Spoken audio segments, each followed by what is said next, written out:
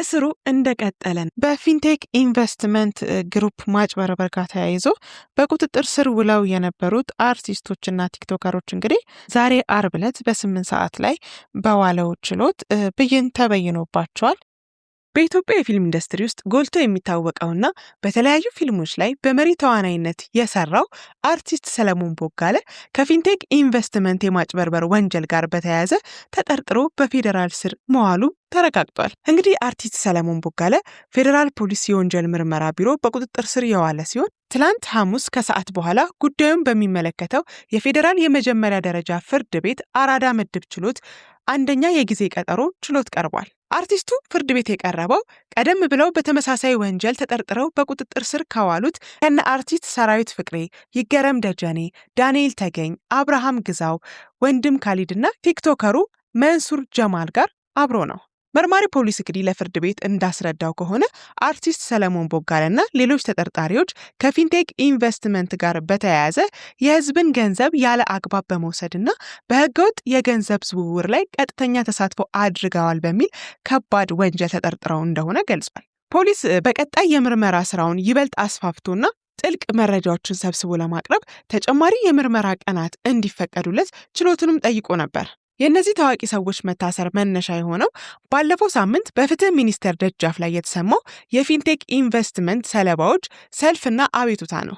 ተጎጂዎቹ ህግ ባለበት ሀገር 950 ሺህ ብር ዕድመ ክፍያ ተቀብሎ የውሃ ሽታ የሆነው ድርጅት አምባሳደሮችንና ባለቤቶችን ጠይቁልን በሚል ጩኸታቸውን በማሰማታቸው ምክንያት እንግዲህ ፖሊስ አስቸኳይ ምርመራውን መጀመሩ ይታወቃል። ሰለሞን ቦጋለን ጨምሮ መንሱር ጀማል፣ ይገረም ደጀኔ፣ ዳንኤል ተገኝና ወንድም ካሊድ ለሰሩት ማስታወቂያ ከህዝብ በተጭበረበረና ከተወሰደው ገንዘብ የተገዙ መኪኖችን ከፊንቴክ በነፃ ተቀብለው እየተገለገሉበት እንደሚገኙ ነው እንግዲህ መረጃው ያመለከተው። አርቲስት ሰለሞን ቦጋለ በተለያዩ የፊልምና የቲያትር ስራዎች ላይ በመሳተፍ የብዙዎችን አድናቆት ያተረፈ አንጋፋ አርቲስት ቢሆንም አሁን የተከሰሰበት የወንጀል ተሳትፎ ግን በህግ ፊት እጣ ፈንታውን የሚወስን ይሆናል። የኢትዮጵያ የማስታወቂያ አዋጅ ቁጥር 759 ህዝባር 2004 ማንኛውም ማስታወቂያ ሰሪ የድርጅቱን ህጋዊነትና የሚያቀርበውን መረጃ ትክክለኛነት የማጣራት ጥብቅ ግዴታ እንደሚጥልበትና ህገወጥ ማስታወቂያ ሲሰራጭ አርቲስቱ የጋራ ተጠያቂነት እንዳለበት በግልጽ ያስቀምጣል። ይህ ክስተት እንግዲህ በቀጣይ ለሚኖሩ ማንኛውም የማህበራዊ ሚዲያ ማስታወቂያዎችና ታዋቂ ሰዎች ትልቅ የማስጠንቀቂያ ደውል ነው ሲሉ የህግ ባለሙያዎች ገልጸዋል።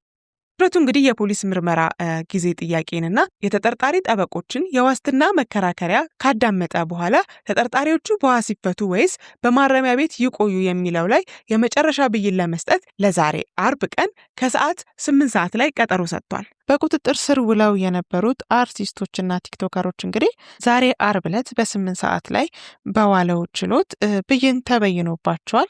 ይህንን ውሳኔ ለመስማት እንግዲህ ወዳጅ ጓደኞቻቸው፣ ዘመዶቻቸው እንዲሁም ቤተሰቦቻቸው የፍርድ ቤቱን ግቢና ችሎቱን አጨናንቀውት ነበረ።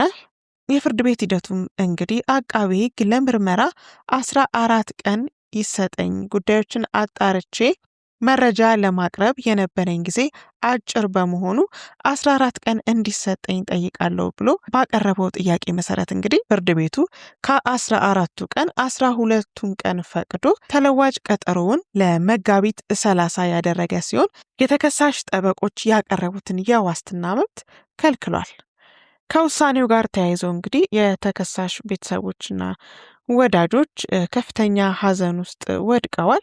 ፍርድ ቤት አካባቢም እንግዲህ ስሜታቸውን መቆጣጠር ተስኗቸው ሲያለቅሱ እንደነበርም ተስተውሏል። ይህ ውሳኔ እንግዲህ ከዚህ ቀደምም ለመናገር እንደሞከር ነው ለሌሎች አርቲስቶች የተለያዩ ማስታወቂያ ድርጅቶችን ስራ ተቀብለው ለሚሰሩ የማስታወቂያ ድርጅቶችም እንግዲህ የማንቂያ ደውል ሆኗል። እንደ እውነቱ እነዚህ እውቅ አርቲስቶችና የማስታወቂያ ባለሙያዎች እንዲሁም ቲክቶከሮች የምናውቃቸው በተለያየ ስራዎቻቸው የምናደንቃቸው ባለሙያዎች እጃቸው በካቴና ታስሮ ፍርድ ቤት ሊቀርቡ ሲመጡ እንግዲህ ከባድ ሐዘን ነበረ በአካባቢው አጥልቶ የነበረው።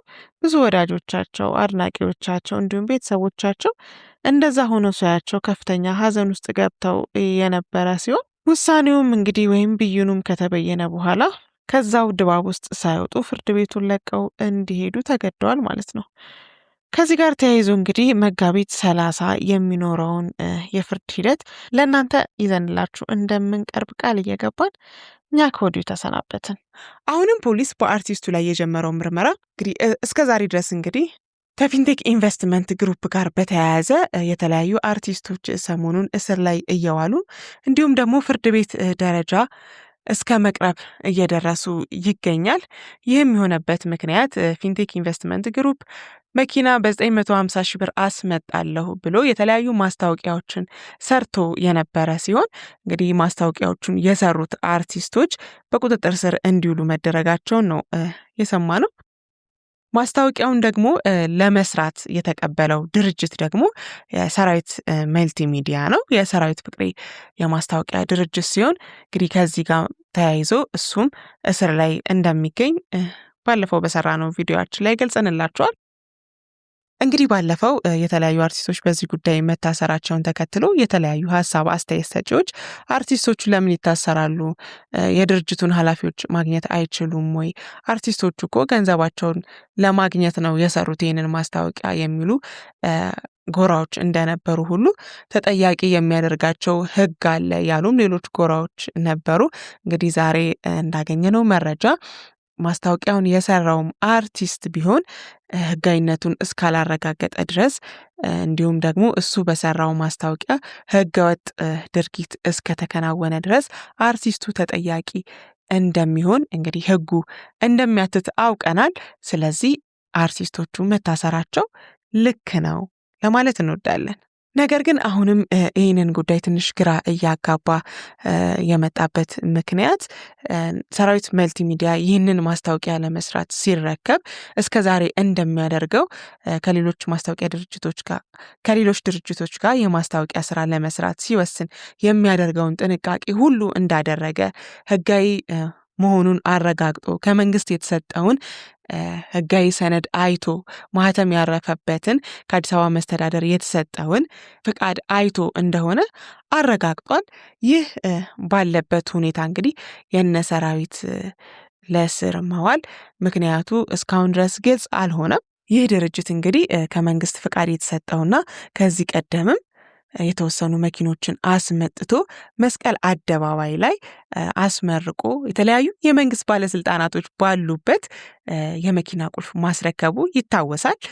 ይህ በሆነበት ሁኔታ ህጋዊ ሰነድ በተዘጋጀበት ሁኔታ ከዚህ በኋላ ነው እንግዲህ እነ ሰራዊት ማስታወቂያውን ለመስራት ተረክበው ማስታወቂያ ሲሰሩ የነበረውና ማን ነው ተጠያቂ ሊሆን የሚችለው በዚህ ጉዳይ?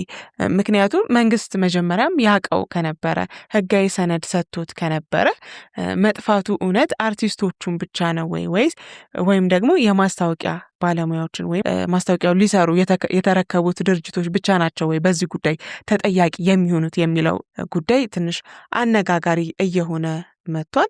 ማን ነውስ ለዚህ ድርጅት ፍቃድ የሰጠው? እንዴት ነውስ ፍቃድ ሊሰጠው የቻለው? እውነት ፍቃድ ተሰጥቶት ከሆነስ ለምንድን ነው እነዚህ አርቲስቶች የሚታሰሩት? ፍቃድ የሰጠውን አካል ወይም ፍቃድ የሰጠውን ግለሰብ ወይም ደግሞ ፍቃድ የሰጠውን ተቋም ለምን ተጠያቂ ለማድረግ አልተፈለገም? የሚሉ ብዙ ሀሳብ አስተያየት ሰጪዎች ጥያቄያቸውን እያነሱ ይገኛል። ከዚህ ቀደም እንደነገርኳችሁ እንግዲህ በዛሬው ዕለት አርብ ከሰዓት ላይ ይህ ጉዳይ በዋስ ይፈቱ ወይስ አይፈቱ፣ ጉዳያቸውን ውጭ ሆነው ይከታተሉ ወይስ በእስር ላይ ሆነው ይከታተሉ ለሚለው ውሳኔ ፍርድ ቤት ዛሬ ከሰዓት መቅጠሩ ይታወሳል። የተፈጠረውን ነገር ወደ እናንተ እንደምናደርስ ቃል እየገባን ለአሁኑ የያዝነውን መረጃ ከወዲሁ አገባደድን። መልካም ጊዜ፣ ቸር ያሰማን።